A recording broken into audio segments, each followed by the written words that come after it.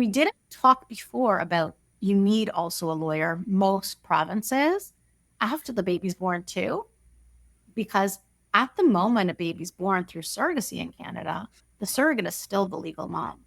So we have to still go through a process to either get a court order and a birth certificate or just a birth certificate, depending on the province, that puts the intended parents and not the surrogate on the birth certificate.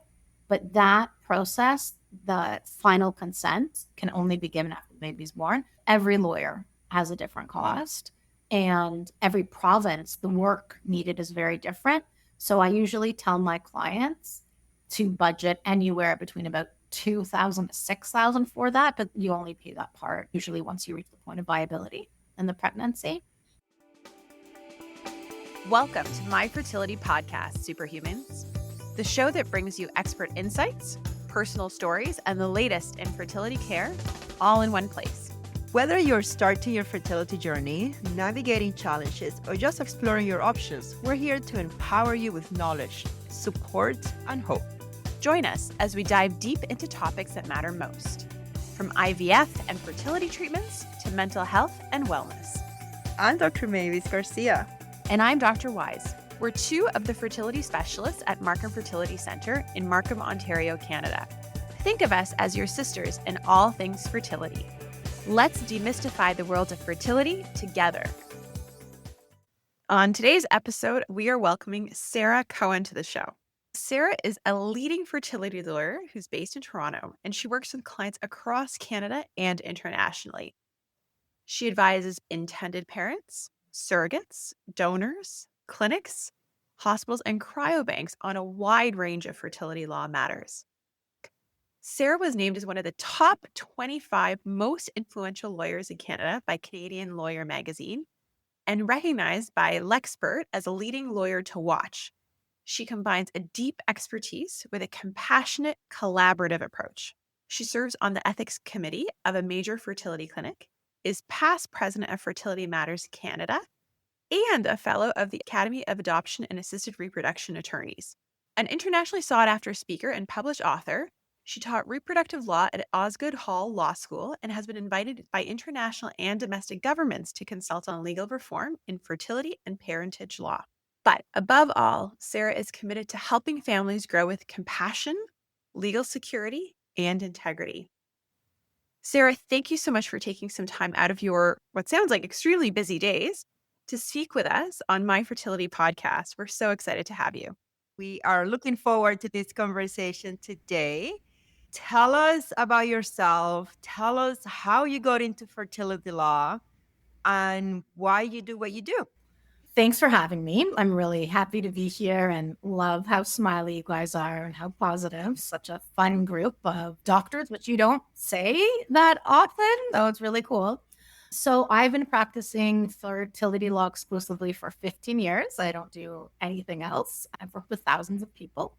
Most of my work is with surrogacy, egg donation, sperm donation, embryo donation. And I did have some of my own fertility struggles, but I was already pretty sure this is what I wanted to do from the time I was younger. And when I was in undergrad, I worked at one of the clinics doing some research. When I was in law school, I wrote every single paper about ART because at that time, new legislation was coming in and I didn't like it. And I was expressing that in every single paper. And I spent a summer at Princeton University's Office of Population Research, helping someone edit one of their dissertations, etc. And this has just always been my passion. I love what I do. I also don't think you get to speak to many lawyers who say that, but I love what I do. It's interesting because I was having this conversation with my husband last night and he was asking, we were like, oh, what are you up to tomorrow? I said, oh, we're interviewing a fertility lawyer. Like, this is going to be really cool. Kind of an interesting perspective, get into the nitty gritty and find out everything. And he's like, a fertility lawyer? He's like, what's that? I've never heard of that. And I'm like, well, think about it though. I mean, there's so many aspects of the law and legal stuff in fertility and fertility care. For somebody who is outside of maybe broaching fertility for the first time, can you tell us what is fertility law? What does it encompass? What kind of cases or some examples? And how does it differ from other areas of family law, let's say? Great question. Fertility law is extremely niche, and there's not a lot of us in the country. It's also the kind of thing people shouldn't dabble with. So, there's well, not lots. There's a few great lawyers across the country who really know what they're doing. And I would really suggest people kind of focus on those ones. It isn't like regular family law for the most part, because really we're helping create families as opposed to breaking up families. Where family law is a big part of it is securing that family, making sure the intended parents are the parents. And when we're working with a surrogate or an egg donor, sperm donor, embryo donor, basically making sure the people who intend to be the parents are the parents, and the people who do not intend to be the parents are not the parents.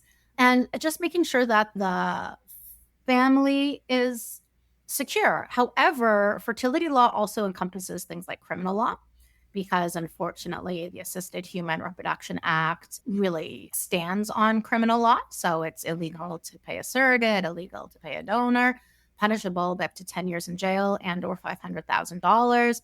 Then there's kind of some human rights issues we deal with, discrimination issues we deal with. And then there's also health law.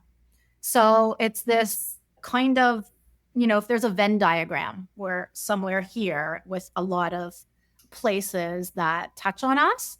And it's also really different because I think if done well, it should be extremely collaborative as opposed to fighting for and being aggressive. To the end of the day, I think we should be trying to bring people together. Most of the people that I see as clients, your patients, are either people, we call them intended parents, who are looking to have a child or children through surrogacy, or, and sometimes, egg donation, sperm donation, and embryo donation. So most of my work, I'm representing intended parents, but sometimes I'm representing surrogates or donors. And then I don't think that many other lawyers in fertility do this, but I also work sometimes for the clinics, working on things like consent forms, or they come to me for advice. If some clients in my situation, maybe they've divorced and someone wants to use an embryo and there's a fight over it, so they might come to me for that. And I also deal with cryobanks and trying to give some advice about import of gametes into Canada. So I kind of touch on a lot of different areas, and I'm extremely passionate about it. I've been doing it for 15 years straight, and I'm not bored. I love it. I've known you for not all of those 15 years. I've known you for a few of those 15 years. And I can say it's true. You are so passionate about this. And every time that we've met at different meetings or events, or when we serve at CFAs together, I can tell I've always been impressed by how knowledgeable you are about fertility law and how passionate you are about fertility law. So while I haven't known you for all of those 15 years, it totally tracks when you say, I love this and I'm never bored. I can attest to that. Awesome. I'm glad. You never know how other people see you, but that's kind of cool. Can you walk us, Sarah, through some of the scenarios and at what point in their journey should someone say, okay, it is time to consult with a fertility lawyer? What kind of scenarios would that be? And at what point within that journey of surrogacy or egg donation or sperm donation should clients/patients be thinking about a fertility lawyer? From my perspective, they should be seeking a fertility lawyer very early in the journey. And I give free consultations, and I assume other fertility lawyers do too. At least get some background information so you're not accidentally breaching the law, because the law comes into play very early about offering to pay, paying, etc., about parentage issues. There's a ton of transnational, transprovincial action and relationships when it comes to third-party reproduction. So, you might have your sister in one province, you're in another, she's donating eggs to you. You might have a surrogate in one province, and your lawyer's going to know that's not really going to work. We can't make you the parents if we do surrogacy in that province. So you need to speak to someone really early on in the process. Most of my clients come to me very early, and I'm really lucky. I kind of know my way around the ART world as much as someone who's not a doctor or an embryologist can, because that's just what I do. So we really worked together from the beginning and talking to them about clinics, talking to them about agencies, how to find someone on your own if you want to work with an agency. You know, our law is kind of gray in some places, especially when it comes to agencies. And I wish that weren't the case, but it is. So I think clients need to be aware of what risks, if any, they're taking early. I'm really big on saying, I've been to medical school 0 days. So I am not the person giving you medical advice whatsoever. I can tell you who's nice, but I can't tell you how to do things, etc. But I want to stay in my lane. I'm the lawyer, but I want other people to stay in their lanes too. Like doctor give medical advice, lawyer give legal advice, counselors give the psychological advice, etc. It's really collaborative and it works really well that way. And it's great when there's communication between all the pieces because to some extent, it's not that our goals are different, but there's just a bigger picture about how they all work together. So just to be super clear for our audience who's listening right now, it sounds to me like somebody who is considering even going down the third party route, again, donor egg, donor sperm surrogacy, you should really be consulting a fertility lawyer before you even get into the sperm banks, agencies, egg banks. It's almost like, you see your doctor, you have that discussion or that introduction to the discussion. If you're thinking about it, next stop is fertility lawyer. Is that fair to say? I think that's fair to say. I also think because the LGBTQ community uses fertility services so much, sometimes it's the opposite. And I think you guys know that. I have a lot of clients who come to me first. So it goes both ways. It's a little different for heterosexual clients, but the LGBTQ community very often, not always, knows that they're going to have to be involved in fertility services in order to build their families. So they actually, a lot of them come to me first. Something that I think might be different is I find fertility law has a lot of handholding. I charge flat fees. And the reason for that is I don't want my clients to be scared to come to me. And it can be an emotional process. It's not like a one and done kind of relationship. We talk once and that's all. We're going to be in touch throughout the process.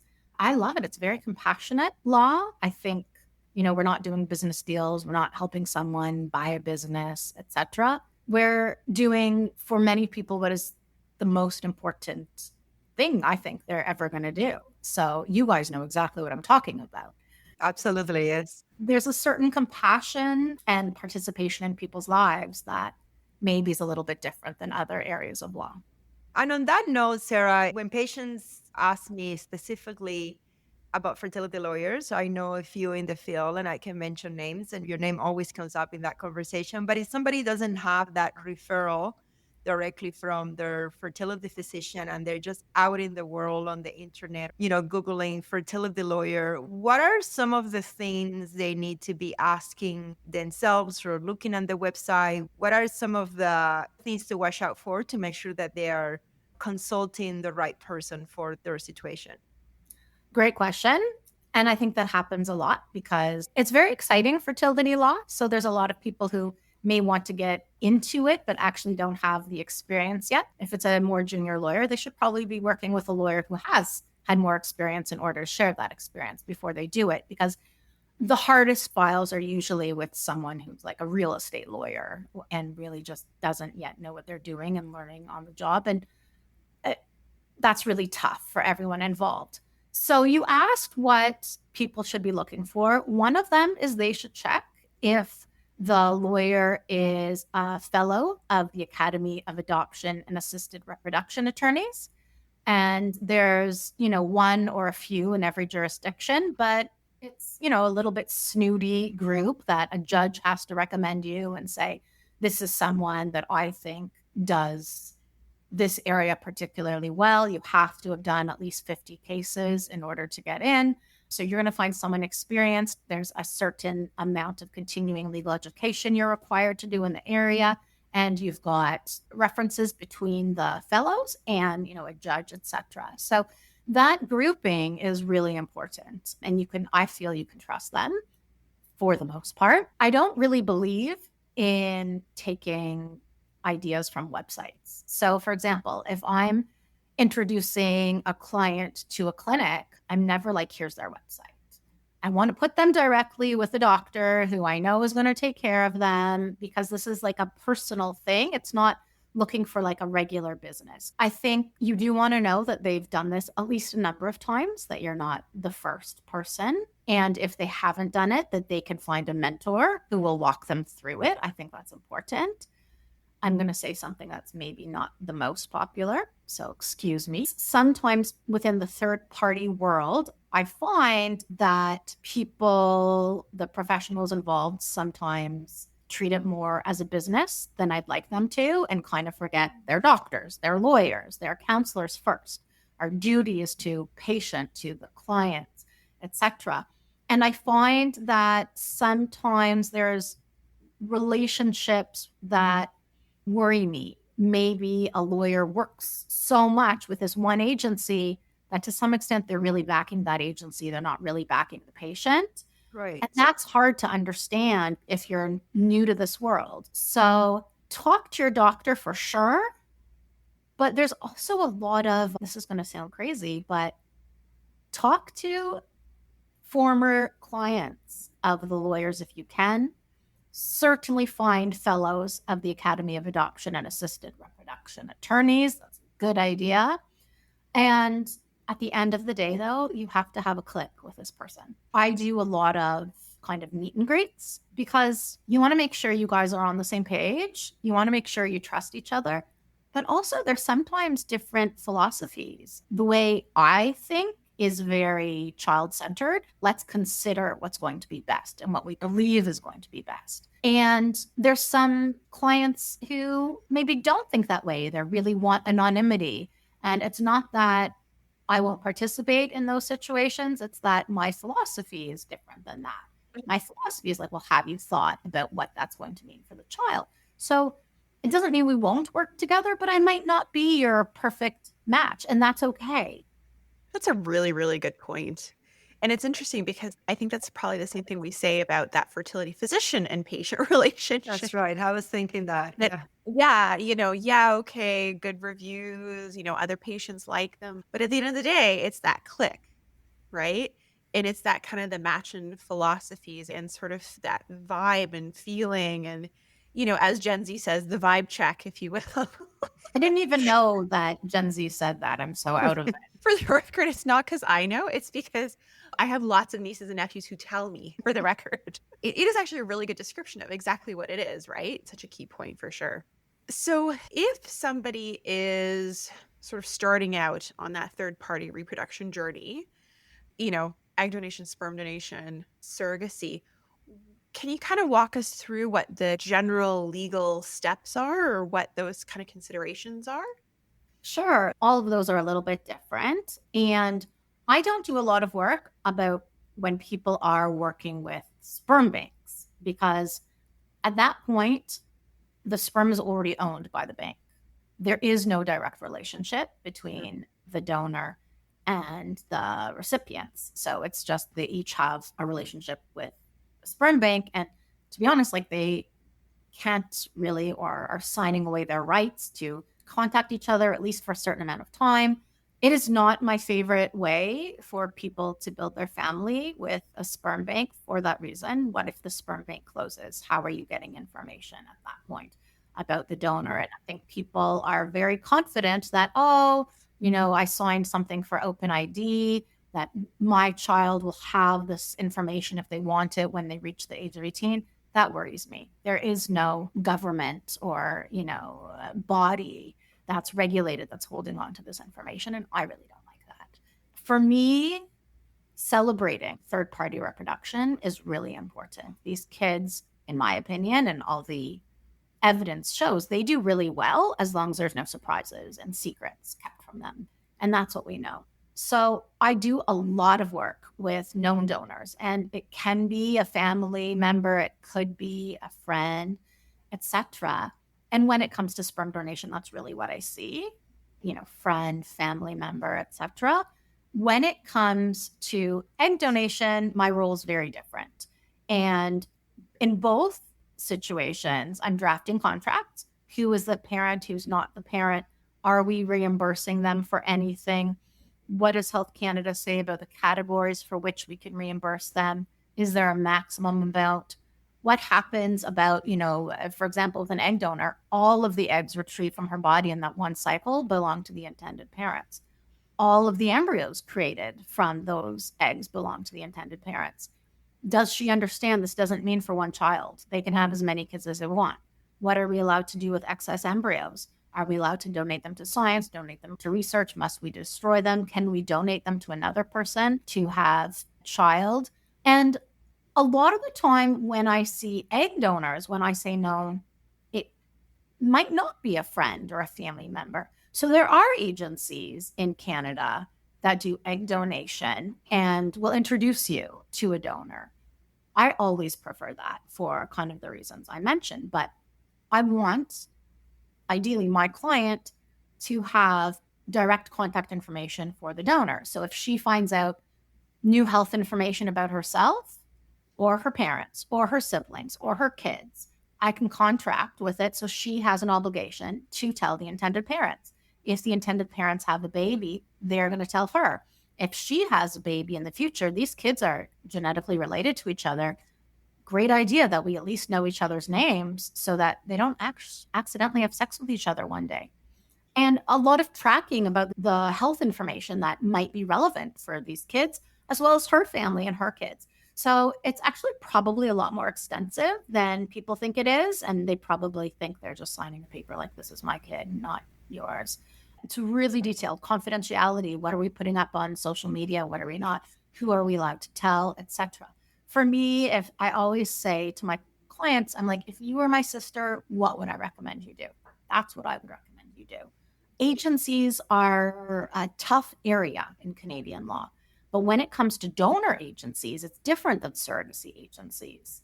It is not illegal to pay a donor agency. It's illegal to pay a donor or offer to pay a donor, but it's not illegal to pay a donor agency for matching, finding you a donor, etc. And I think there's some that do a great job in Canada, and there's some that do less of a great job.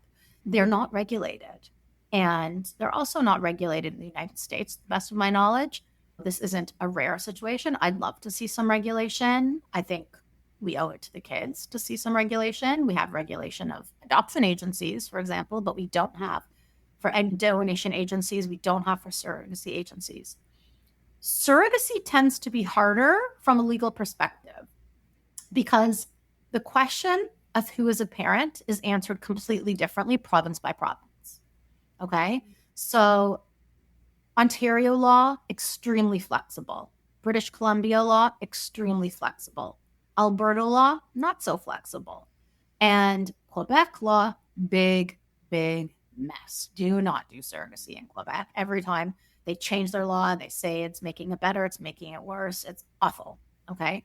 But if people don't know that and they start moving forward with the surrogate, they're already so emotionally invested and financially invested even before an embryo transfer happens. For example, in Alberta, there must be a genetic connection between the embryo and at least one of the parents. Because otherwise, if the baby's born in Alberta, the intended parents are not a parent of this child. That's not the case in Ontario. That's not the case in British Columbia. So that's kind of an example of why you need legal advice really, really early.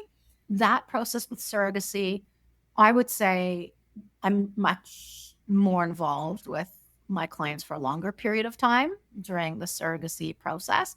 There's a contract that must be in place prior to the embryo transfer. Without that contract, it doesn't matter who's genetically related to that baby. The surrogate is the mom, okay? Mm-hmm. There's also a legal process that happens after the baby's born. That legal process looks different in every province.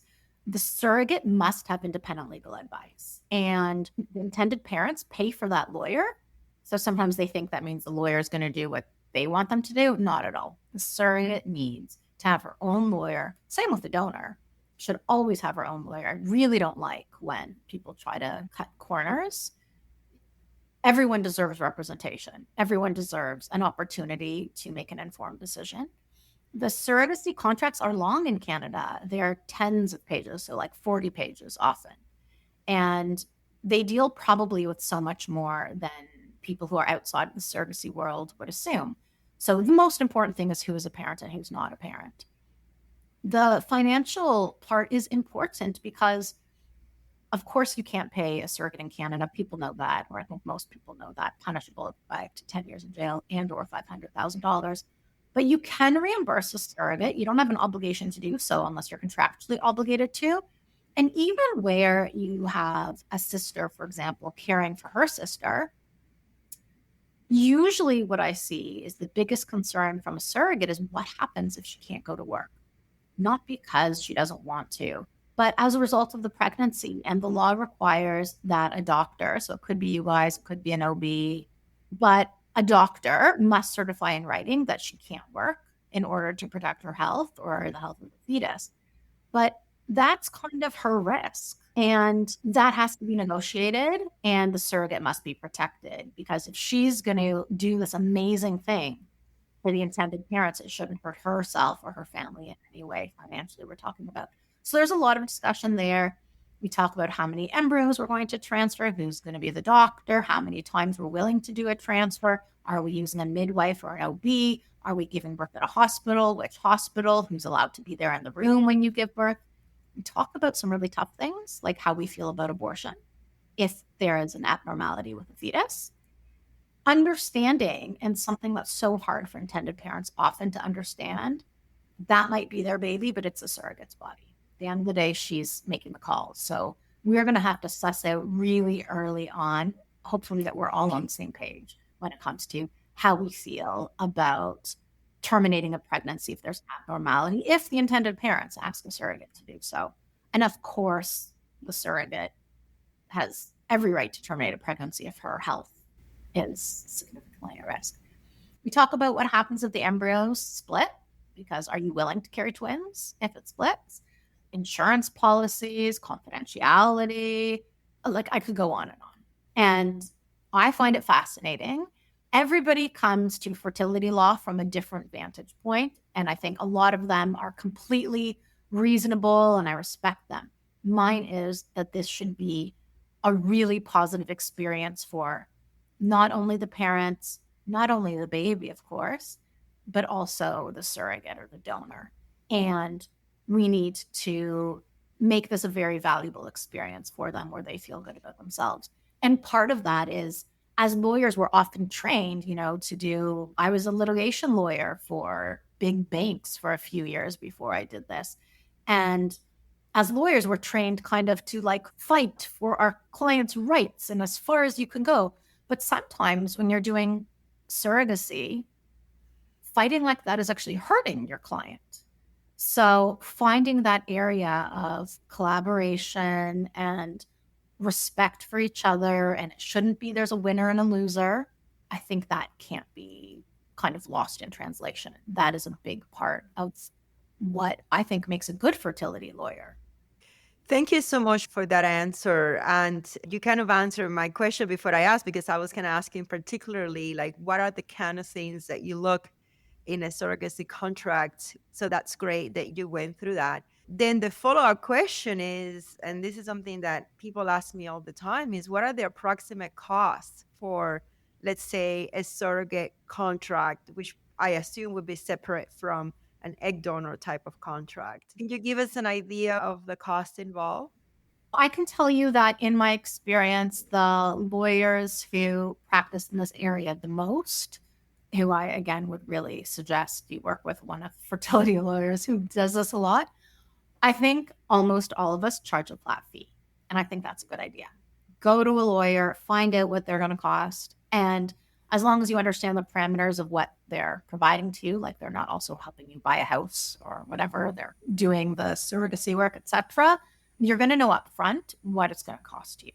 But I can tell you the surrogate's lawyer is always going to charge less than the intended parent's lawyer, because I'm writing the contract for the parents.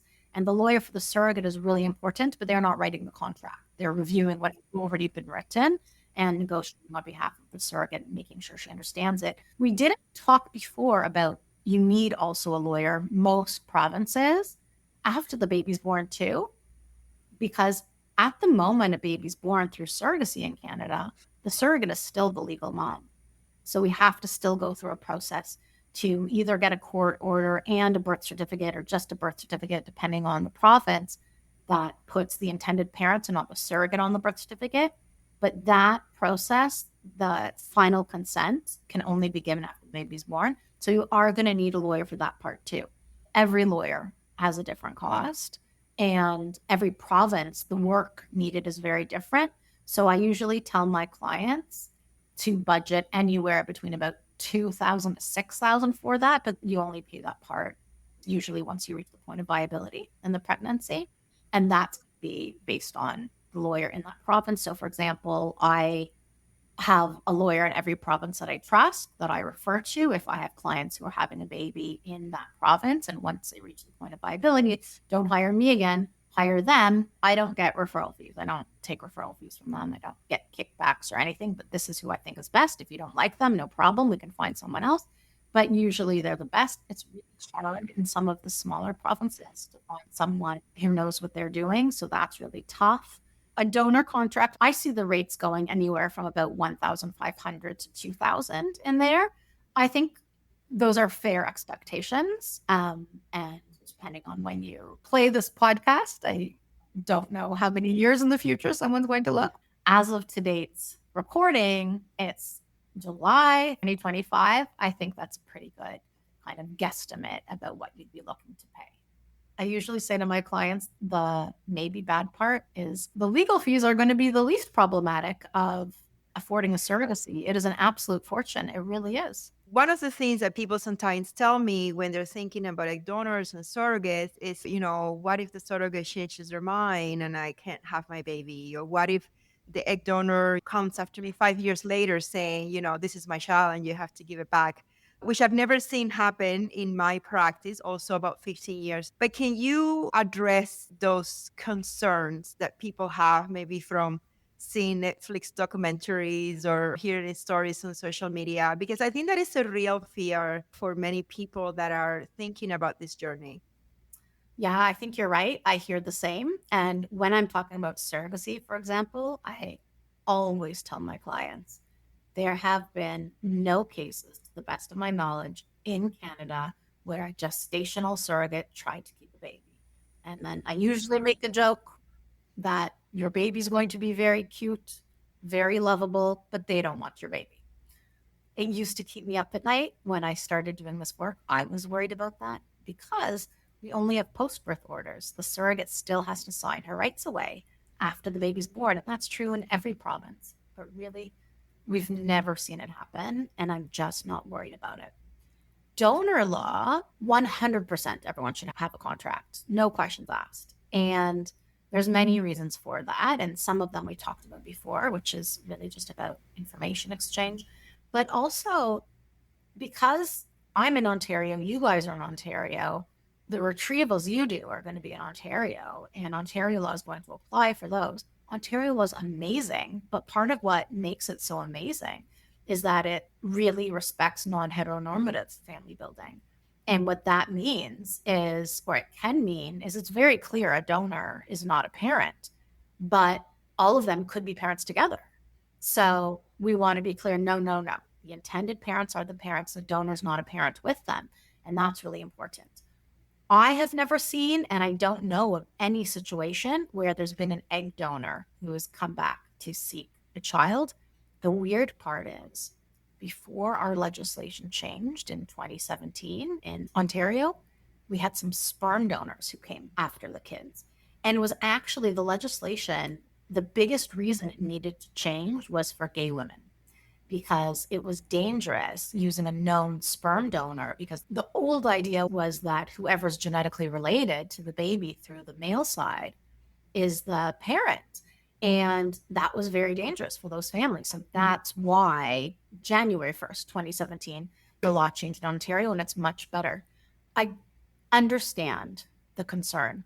The law is so strong now that I'm just not worried. I don't think it's realistic.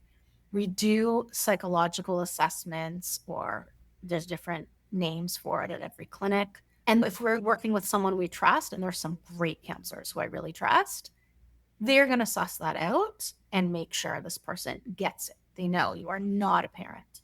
That's also why they have to get independent legal advice, because their lawyer's job is to be able to explain to the donor exactly what's going to happen. They can have as many kids as they want. You have no right to this child as if you're not genetically related to them, not your baby. They can pick up, move to Australia. They don't have to get your permission, nothing. You need to understand that. And what I do on my contracts is I have the lawyer for the donor and the surrogate sign a certificate of independent legal advice that I have given this advice to my client. I believe they understand all of the implications of it. So that's how we handle it. I know that's a fear and I get where that's coming from, but it doesn't pan out in reality. Thank you for clarifying that and being clear about that. If there's one great clip that I'm going to make sure all patients in the third-party world listen to, it's going to be that, right? Because again, that comes up a lot, which is a very understandable anxiety for sure.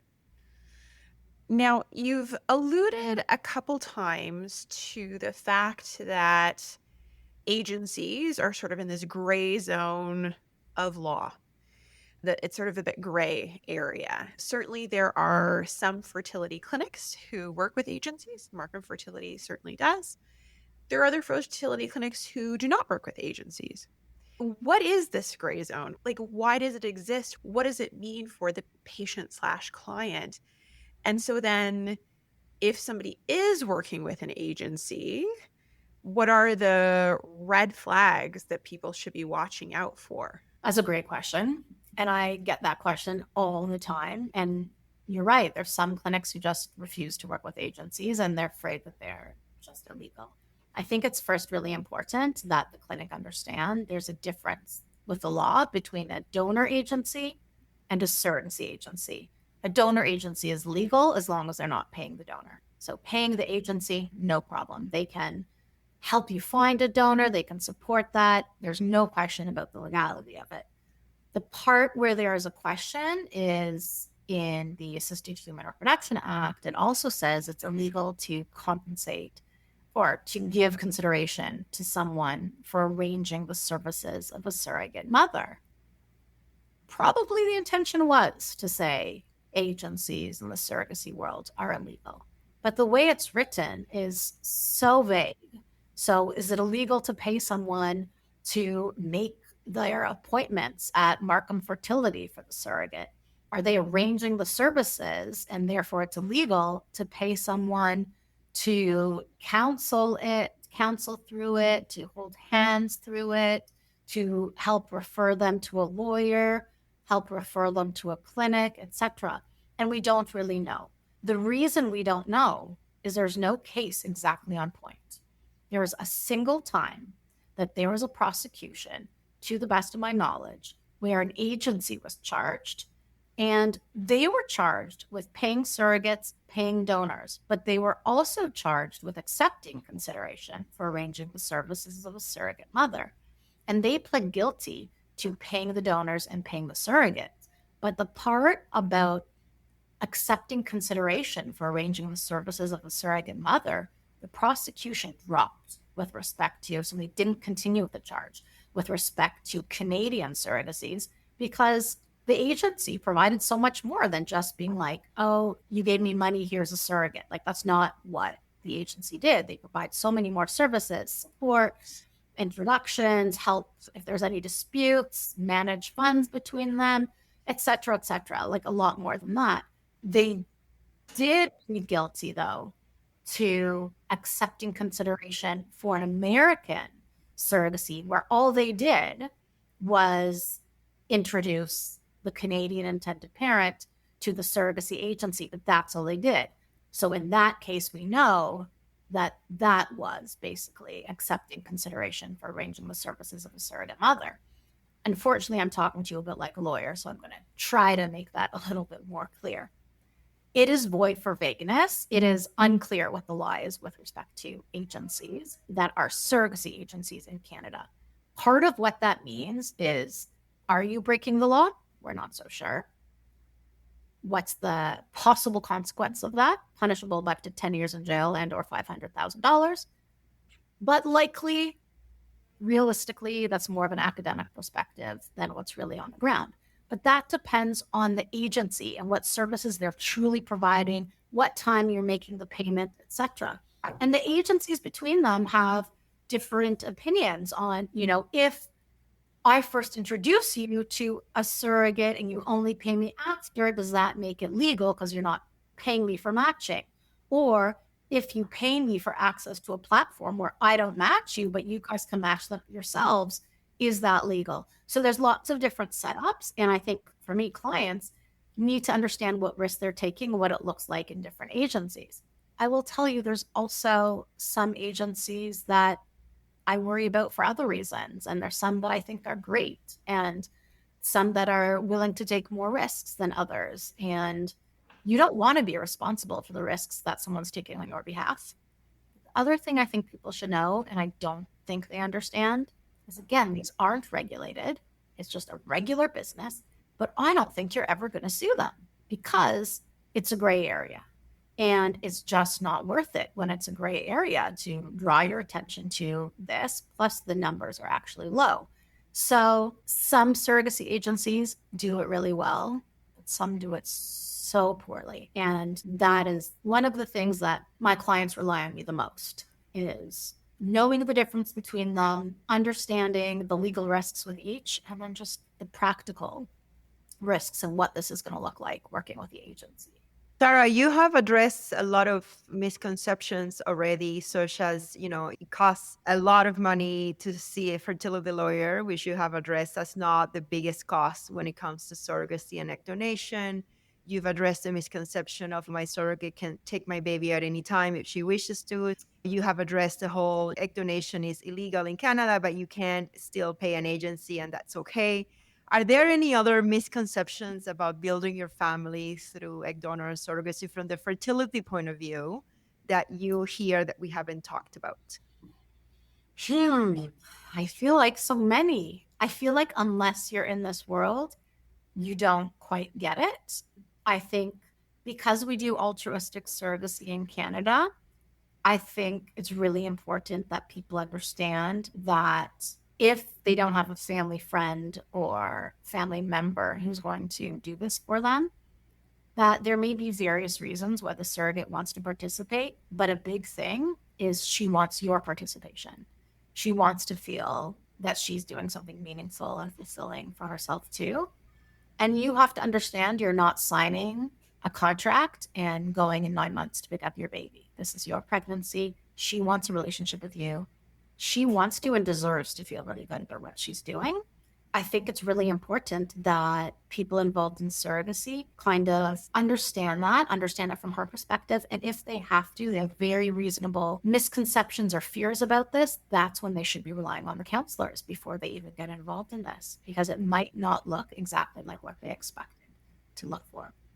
I will also say a misconception might be people probably don't know that it's actually easier for gay men to find a surrogate than it is for heterosexual couples.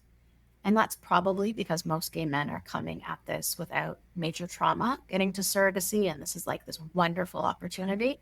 Whereas for a lot of heterosexual people, this is after some major trauma and loss.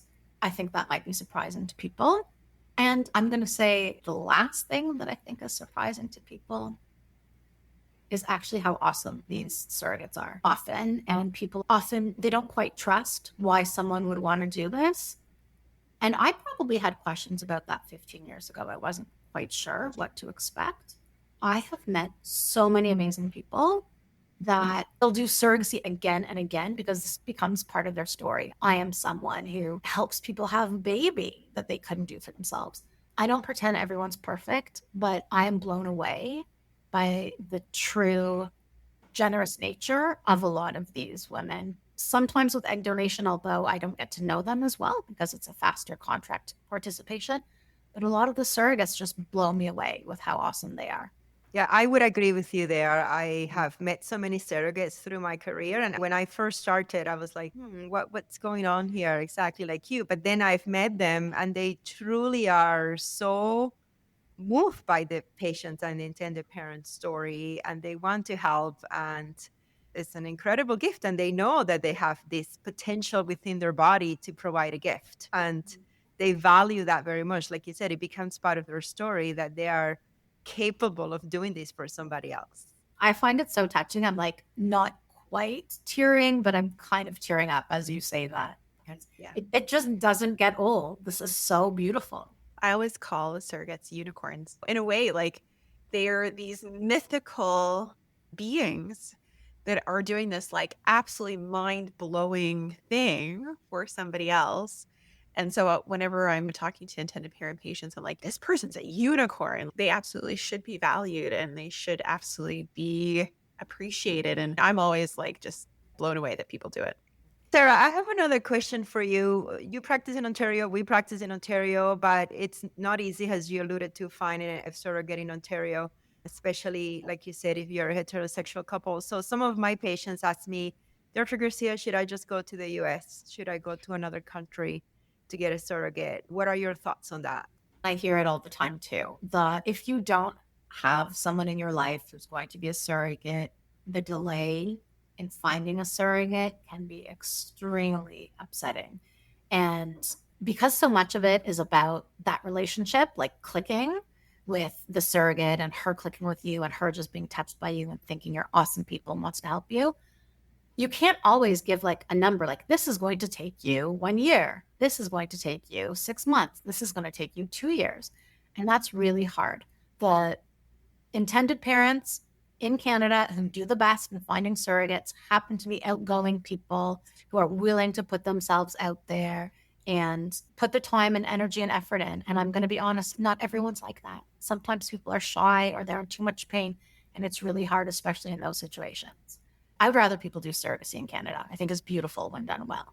If they're going to go abroad, the only place I would say is the United States, and not even everywhere in the United States. And currently we have some major problems. It's July 2025 and major issues in the United States about if a baby is going to be born through surrogacy, if that baby even gets US citizenship. And if they don't get US citizenship, then how are we getting the baby out the US into Canada? We have to figure that out because usually they just have the US passport and drive or fly right into Canada because you don't need a visa between them. So there's lots of issues in doing this in the US, probably most obviously that it's an absolute fortune. We're talking like what I see is at least 200,000 plus US dollars. It's a lot of money. But some people choose to do it. Some people say, I'm just more comfortable with a compensated situation. I don't really want to have this close relationship with a surrogate. I'm not comfortable with that.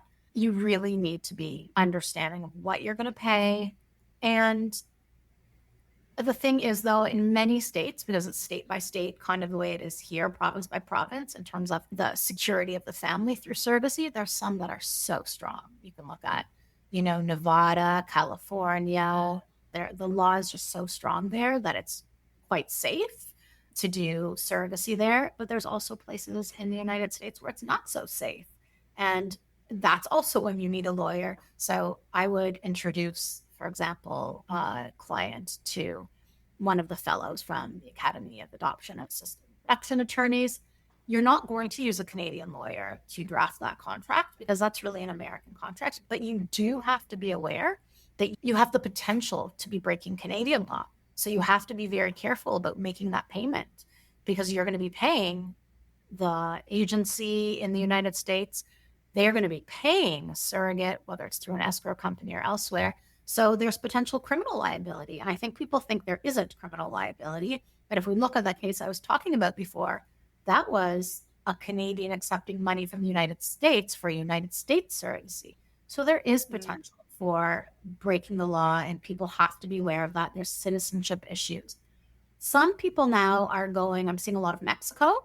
If you can avoid anywhere outside of Canada and then anywhere outside of the United States, avoid everywhere. There's nowhere else, in my opinion, that is legally safe, that you can more or less trust the medical system, that we're not worried of someone taking advantage of you. We're not worried about the law with surrogacy, doing a sudden change and suddenly, it's illegal or unsafe to do so. I'm not worried about people being asked for bribes.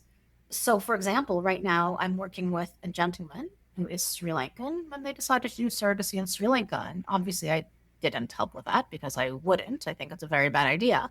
But now we're working on getting this baby back into Canada, and it's a big mess. So I think people will be like, oh, well, the Ukraine makes sense because it's really, really easy. But first of all, there's a war, but okay. But on top of that, have you thought about, is there going to be a relationship with the surrogate? What's your child going to be told in that situation? What's going to happen about getting your child back to Canada and their citizenship, etc.? Not only does it complicate it, I just don't think it's done nearly as well. I don't think at the end of the day, your child is probably going to be able to look back on the people who participated in their, conception, gestation in the same kind of manner. I guess that's how I feel about it. I think what we have in Canada is very special when it works. And I'd really like for that to continue. And to be honest, I hope it's that way for every person in their own country. That's the way it should be. Everyone in Mexico should have secure surrogacy in Mexico. Everyone in Ukraine. But I mean, for the people inside their country, that's the goal. It's not that people have to travel around the world because they can't actually truly access the services otherwise. After this fabulous conversation we've had today, I have a suspicion that there's lots of people who are listening to this podcast who are super keen to chat with you and to meet you. Please tell our listeners how they can reach out, how to contact you, what wait times might be to see you, where they can see you. Give us some of that info. Awesome. So, it's always my pleasure to speak with anybody. I do free consultations, as I was mentioning before, but I do try to get a little bit of information in advance to be, is this something that's truly fertility law? Is this something I can help you with? I have both on my website and in my reply on my email links to where people can sign up for consultations. They just press a button and they find a time on my calendar that's available to them. If something just isn't going to work time-wise, they can contact my assistant. Calling is a bad idea because I'm so bad at answering my phone. I'm usually with clients. Email's great. I do tell people if for some reason I don't get back to you, just write me again. I'm never going to be offended. I do have a number on the website that you can text message me. So we can arrange a time to chat that way too. I'm sure you can tell I'm super passionate about this and I'm happy to speak with people and at least know that I'm giving them some advice. And even if we don't end up working together, feeling good that they're being what I think is directed in a safe or better direction. And it's speaking of being super passionate, you and I were having a drink at the Fairmont in Banff. I think it was last year, a beautiful winter day. And we talked for hours that day about motherhood and challenges of raising children and having a career and all the things. But you share a story with me that really stuck with me. And I wonder if you would be able to share that story with our listeners. Go ahead and tell me that story about what your 3-year-old said to you many years ago. So I'm lucky enough to have 2 boys. And my eldest, when he was about 3, he was sitting up in his bed as I was trying to put him to sleep. And he said to me, "Mama, I know you're my mama, but did I come from your tama?" Tama means tummy. And I just thought that was amazing. I thought it was particularly emotionally intelligent. I also thought it was so cool that he understood that being a parent isn't about who gestates you, and that he understood that it's quite normal to have people born through third-party reproduction, and it's very much a possibility in his life and other people he knows. Yeah. So I just thought that was the coolest. Yeah, I love that story for the same reason, because it just shows, first of all, that you live and breathe this, because clearly you were talking about this enough that he kind of understood that there's many different ways of being born and being brought into the world. And that he never really questioned that you were his mama, like you call it. He never questioned your relationship or your love for him. And that regardless of how he was born, I love his, "I know you're my mama." It's like, this is not a discussion about that part. We're talking about something else. And that at 3 years of age, he really saw that. I thought that was a real testament to, first of all, to your passion for this field and how much you must be talking about it in front of your children to know. And really a testament to what I want to leave our listeners with and what we say at the fertility clinic all the time that love is love, and that's what makes a family. It's not the biology, it's not how they're born. It's the love that binds humans together that makes a family. And your 3-year-old understood that. Yeah, I thought it was so great. And I loved also just his emotional intelligence to make it clear to me right away. This is not questioning that you're my mother. And please give me this information. That's right. Yeah, I love that. Amazing. That's a perfect note to end on, I think. Thank you so much for being with us, Sara. We really enjoy having you here. You share so much information with our listeners. And yeah, let's go for coffee sometime. We're due. We're due for another date. Oh, it would be fun. And by the way, I loved visiting our clinic. It's gorgeous and its energy is so positive. Well, the gorgeous part is a testament to Dr. Weiss. Every time somebody compliments how beautiful it is, I always have to say it because she's done such a good job and she has agonized over every detail, every fabric, every design. Blood, sweat, detail. tears. My contribution is like, did you pick the furniture yet? Did you do it yet? Did you do it yet? That's my contribution. I think it's wonderful and it feels good and full of light. And it's just that what were you saying? Like the vibe? The vibe check. The vibe check. Yeah.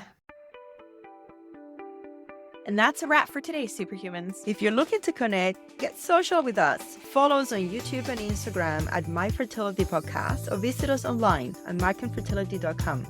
And don't forget, follow, subscribe, and share your favorite episode. Thanks for listening to My Fertility Podcast and for being a vital part of our community. We know you've got this. We're signing off until next Tuesday. If you found this episode of My Fertility Podcast helpful, please take a moment to head over to the review section and leave us your thoughts. Your reviews and comments are incredibly valuable to us and help guide future episodes. We also welcome you to direct your questions to info@myfertilitypodcast.com. My Fertility Podcast is produced by Rabbit Media Inc. in conjunction with Dr. Garcia and Dr. Weiss. Music from Mixkit, Life is a Dream by Michael Ramirez C. My Fertility Podcast is not intended to replace any type or variation thereof professional medical, health, or legal advice, nor should the content be taken as medical advice. Please contact your primary healthcare professional regarding any medical questions you may have. The information presented in this podcast is based on the knowledge and understanding of the host at the time of recording. Medical knowledge is constantly evolving, and new research may change the understanding of health-related topics. While we strive to provide accurate and up-to-date information, we do not guarantee the completeness, accuracy, or timeliness of the content. The views expressed in this podcast by guests are not those of the host or the management. This podcast is not intended to impose any type of discrimination. My Fertility Podcast and its management are not responsible for any losses, damages, or liabilities that may arise from the use of this podcast.